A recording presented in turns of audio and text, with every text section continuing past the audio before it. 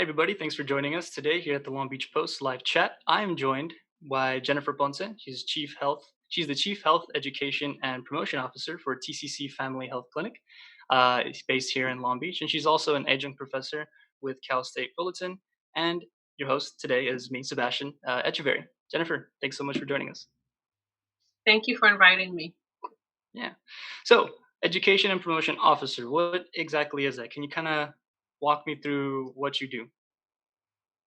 So I'm in charge of a department where we help with different things that help families stay healthy. So we'll help with health coverage. We help with families sign up for Medi-Cal, My Health LA, Cover California. We help families with CalFresh, which is nationally known as Supplemental Nutrition Assistance Program.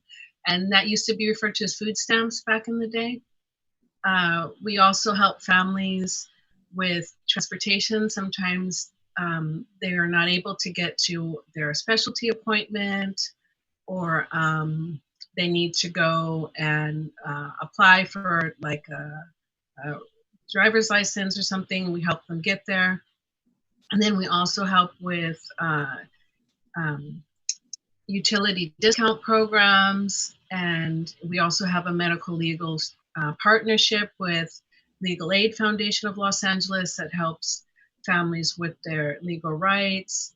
We have a ton of classes, or we did before COVID, healthy cooking classes, which is in sometimes in 3 languages, in English, Spanish, and Khmer. Khmer is the language of Cambodia. And then we have infant massage class where we help moms and dads bond with their newborns, and techniques to calm their newborn down. We also have community crafting classes where we just, have folks come together and they work on art projects.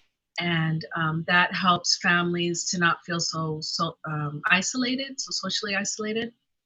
And then we have a healthy mind, body, and soul class, which is mostly working with families who are working to manage their chronic disease or chronic condition. And we incorporated a cooking demo in that class, so that's really popular. And then we also work with families to manage their asthma, just kind of to know the triggers of asthma, and we do an in-home assessment there. So we work a lot with families on those sorts of things. And then we have a lot of programs for parents and caregivers of children 0 to 5.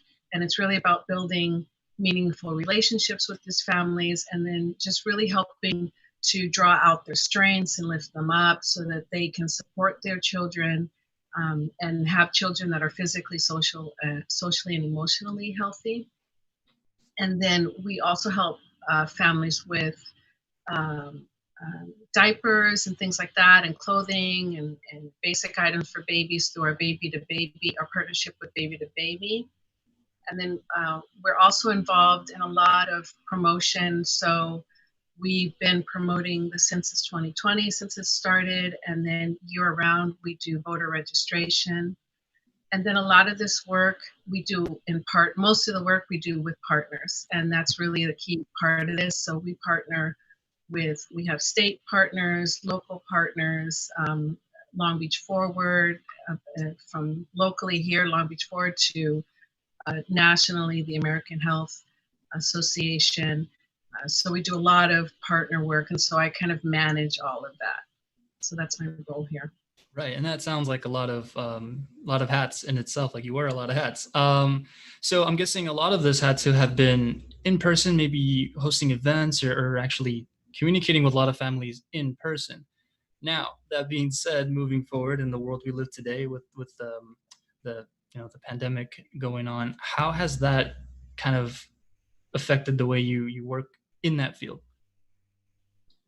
Yeah, so since we've had, during this time of COVID, we've had to first take care of our staff and make sure they feel safe.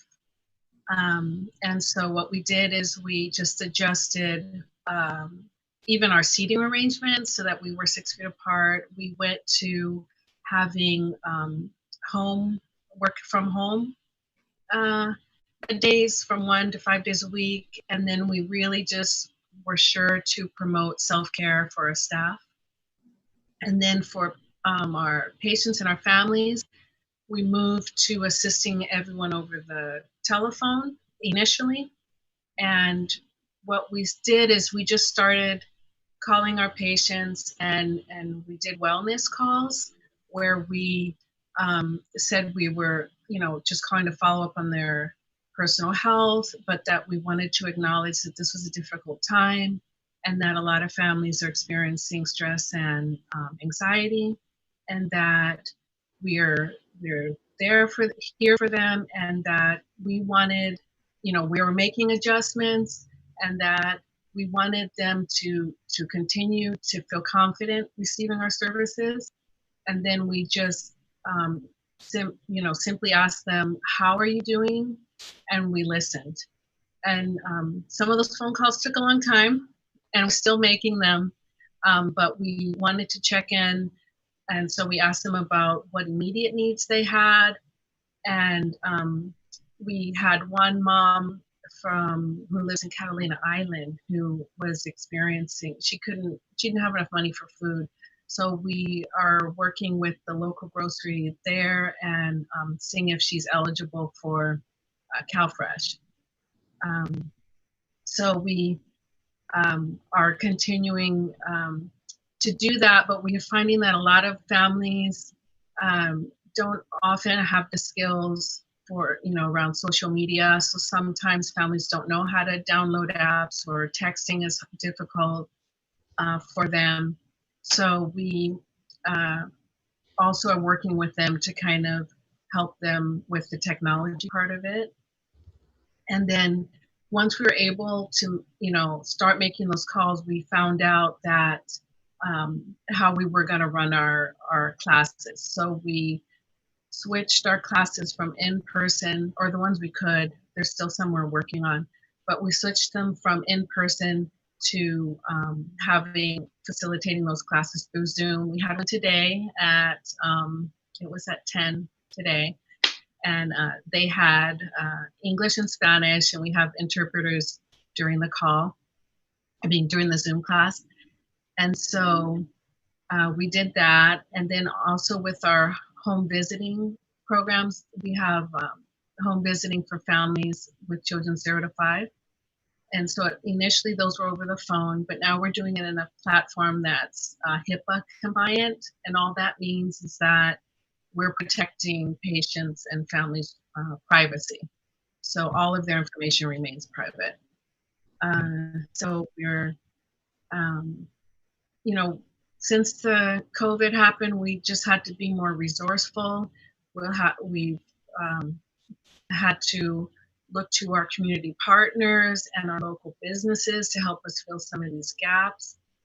We have always had a free farmers market for our patients, but we needed more food for them. So we worked with Food Forward to get fresh produce directly from where they have it shipped. And we also worked with food finders to get more non-perishable food to our clinics and to our families. And we, at the same time, we're doing the programs, but we also have to pay attention to policy and systems change that we need, so that we're not, so that families are able to be lifted up and to have helpful strategies that actually are sustainable and they stay. So we continue to work with our partners towards policies and systems change, just to kind of help improve overall community health. So that's what we've been doing lately. And I wanted to ask you, well, actually, in our viewers, I want to let them know that if you have questions, feel free to write them in the comment section of the platform you're viewing on, and we'll try and get to them. And we actually have one that just came in. Someone is asking if you help with housing. Can you talk about maybe some of the programs that offer help for housing, or maybe rental assistance, if that's something that TCC Family can provide? Yes. So we work with a legal aid Foundation of Los Angeles. So it depends on the housing issue, but they can help and refer if they need to. They can put you in touch with resources, and then also through our Flourishing Families, and that's funding that we got from the Department of Mental Health. We are able to assist our patients with rental assistance and put them in touch with other resources as well. Right. And going back to that sort of internet struggle you guys went through at first with some families trying to maybe I don't know how to work Zoom or I'm not really too tech savvy. I don't know. Yeah. Do you see that kind of being uh, to bring up a more current topic? Do you kind of see that as an issue as families go back to school and a lot of students are going to have to be working from home in those environments that even in the beginning families are already struggling with the internet? Yeah, Do you? definitely. I there's kind of two things that are going on. There's uh, skills around being tech savvy and kind of knowing, what to do and how to do things. And then there's this issue of internet access to internet, a consistent internet.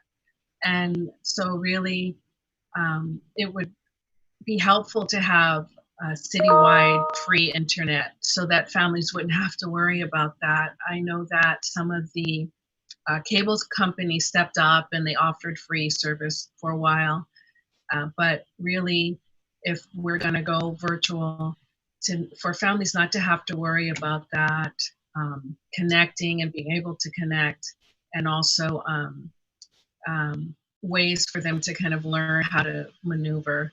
Not so much the children, they pretty much know how to do that, but their parents and their grandparents. Right.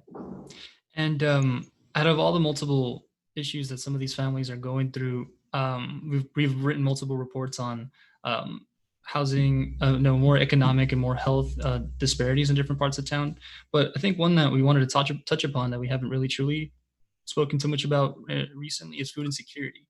And I know that you have some experience in helping families um, get through those rough patches of food insecurity. But I think to kind of set the stage on what we're talking about, what is food insecurity and how does that play a role here in the Long Beach community? Right. So basically, food insecurity, it means that a family or individual has limited or uncertain or inconsistent access to quality and quantity of food that's really necessary for healthy life. And food and good food is essential for good health. And having sustained access to enough food, we already know is tied to social, physical, and mental health outcomes. And that and food, insecurity is an issue throughout the U.S. and it's becoming more of an issue. There have been some studies that have looked at it and looked at California in particular, that 1 in 9 people and 1 in 7 children struggle from hunger. And we know from the American Academy of Pediatrics that households who are food insecure are less are likely to be more sick more often, recover from illness more slowly, and be hospitalized more frequently. So food really is medicine, and it's essential for good health. And even at the clinic, like in around 2014, we started screening for food insecurity. So we would ask families, do you run out of food before you have enough money to buy more? And what we found is 1 in 3 of children that we serve here in Long Beach uh, experience food insecurity. And on a daily basis, we see families struggle with that. And when you throw in un, housing that's not affordable or unemployment, it just makes everything worse. Right. And that's something I wanted to also add, housing issues and whatnot. But on top of that, we're also going through a pandemic, which um, a lot of what's come out of that is a lot of stores closing, people going out, people not working so much anymore as they're ordered to stay home. Yeah. Have you seen a spike in the amount of people kind of seeking out that help for food security and to get better nutrition? Have you seen a spike in that? Yes, definitely. We went in our free farmers market. We went from, maybe 30 or so, almost 30 families coming through to 140 or so. So just in our weekly farmers market, we've seen an increase in families coming out and participating. And there was another study that they did, and it was this year through Urban Institute, and they found that household food insecurity was the most commonly reported hardship across the nation. So it's really affecting families. Almost 1/3 of families in lower income communities are affected by it. So what we see it nationally, we're seeing here locally as well. Right. And is there any way that maybe reaching out to certain organizations to receive more aid? Maybe city has the city tried to step in and help out with that? Yes, actually, the city's done a really good job because they've had a lot of drive-through food giveaways, and they're pretty seamless. You just kind of drive up, and they put the food in the back, and you drive away. So I have to say, we get all of the announcements for the drive-through food giveaways, and as soon as we get them, we tell the staff about them, and they tell the patients about them, and it's really been consistent and it's been ongoing. So it's a really good job.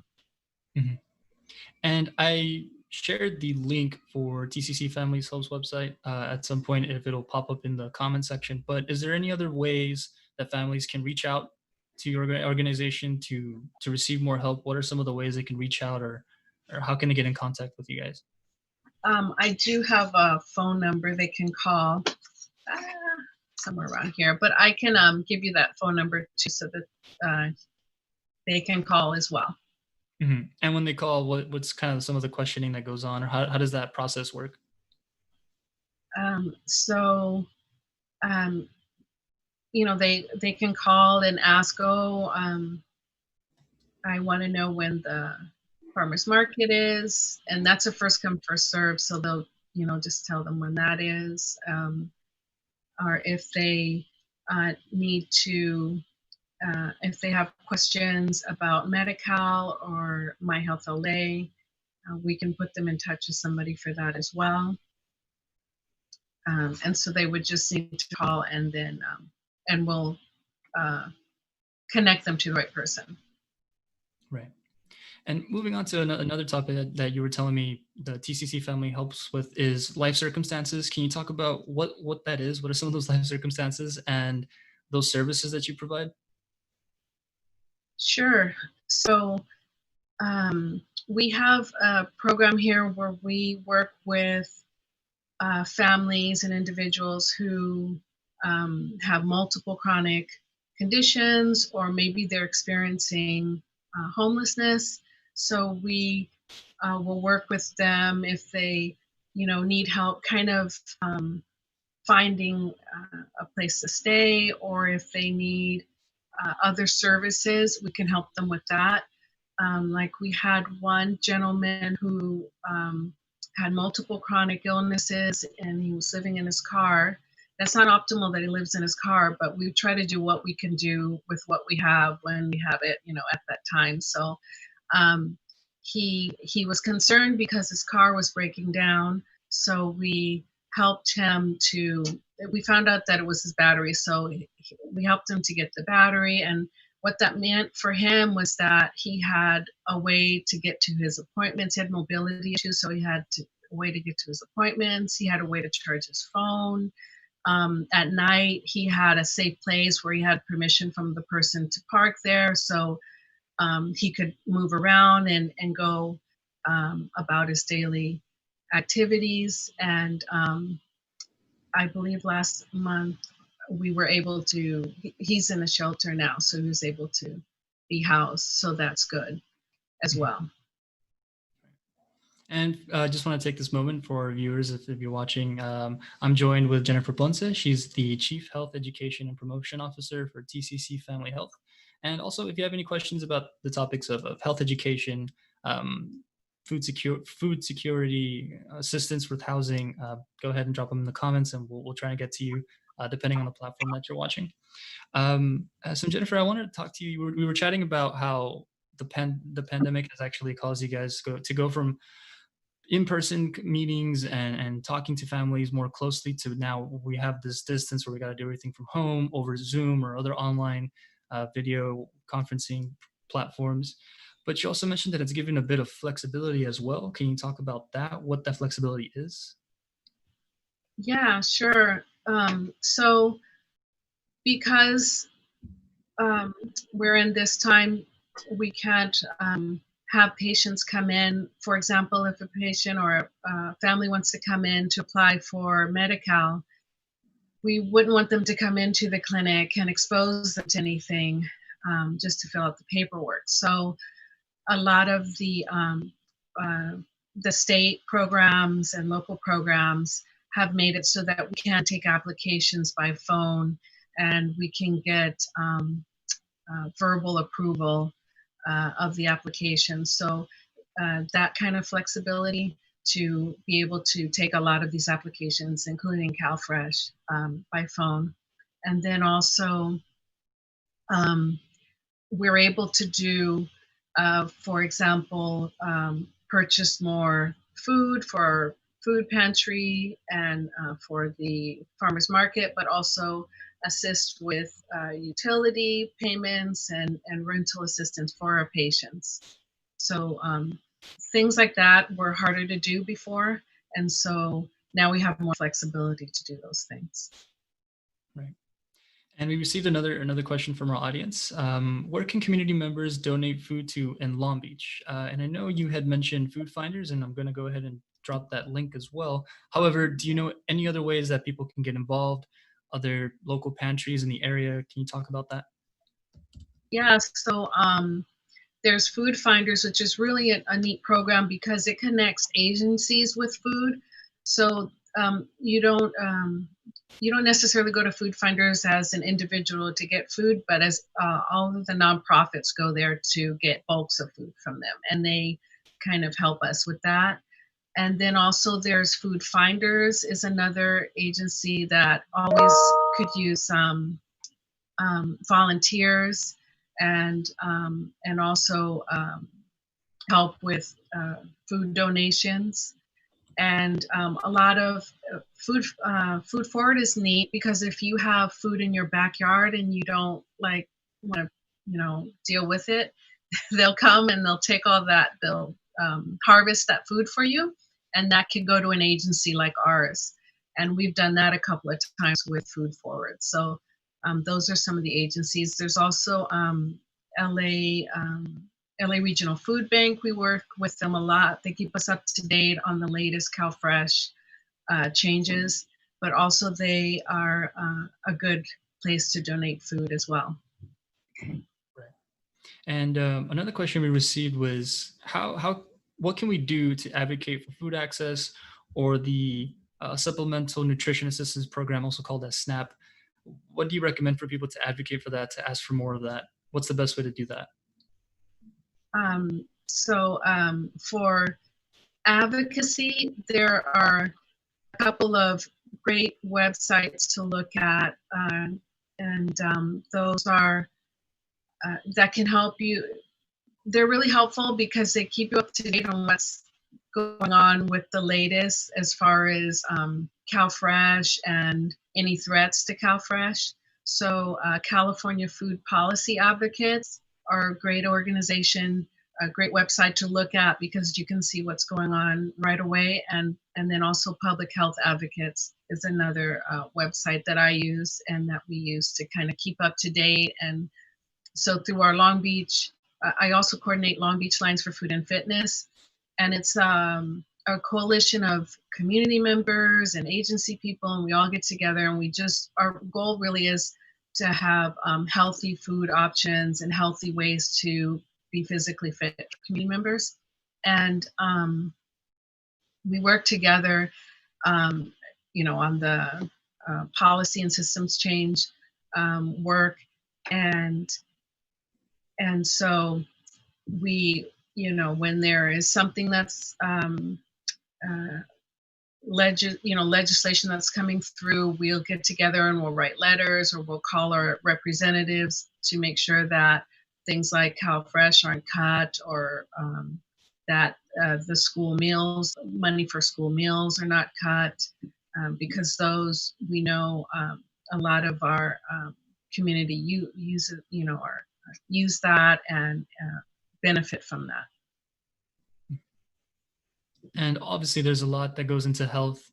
It's where you live, it's what you eat, an active lifestyle. But there's also the fact of mental health, and I know that it's a conversation right now as people kind of struggle with trying to understand what's going on in the world and trying to find the best way to go with the flow, go with the motions of the days. And I was wondering if is TCC seeing an increase in people seeking mental health assistance? Are you seeing that? Yes, we also screen here for, we have a depression screening, but also just in the phone calls that we make, we noticed before COVID, it was hard to get a hold of people, phone calls were short. And now uh, there are, the staff is on the phone for a longer amount of time, because people just anecdotally want to talk, and um, they want somebody to talk to, and they're happy that we reached out to them.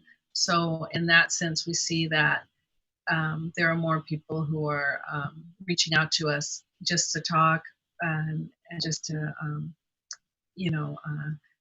tell us how their day is going, and check in about our resources and things like that. So Mhm. And I know um, there's lots of things people say to do to kind of address those issues on your own. But what do you recommend is the best method, or what do you tell a lot of the families and patients that you work with to kind of address these issues on their own? What a supplement to maybe a treatment or something?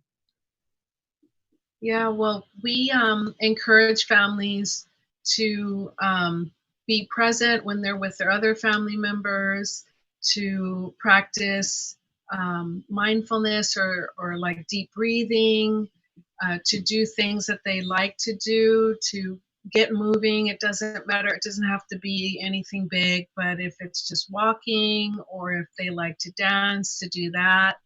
um, but to just really do things that they enjoy, and to be with people that they um, are positive influences for them, and that they love. Mhm. Well, that would be that thing, and I think that's the challenge where be with people that are positive, have a positive influence on you, but with the orders to stay distant. Yeah, Um, I guess with the new COVID pandemic rules, what have you been telling families to do to address that? right. Yeah, so just calling them up, even if we can't be physically together, to be with your family and your friends, uh, through the telephone. And then, or if you know how to do FaceTime, or if you don't, you can maybe ask a younger person in your family how to do it, and just spend the time on the phone talking to your family, and spend time doing things that you like to do, and remaining socially distanced while you do them. Right, as they keep saying, that's the suggested thing to do. Well, Jennifer, thank you again so much for joining us. Is there anything else that you wanted to close off with? Anything that maybe we didn't talk about that you wanted to mention? I just wanted to say that at TCC Family Health, we're here for our community, we're here for our families, and that it's important to take care of yourselves, and that we uh, we again accept donations through foodfinders.org, and also monetary donations as well through TCC Family Health.org, and that I hope everybody stays safe and happy. And it was an honor to be here. And thank you so much for asking me to do this. Oh, Jennifer, thanks for taking the time. And to the viewers watching, thank you so much for joining us today. And we'll catch you on the next chat.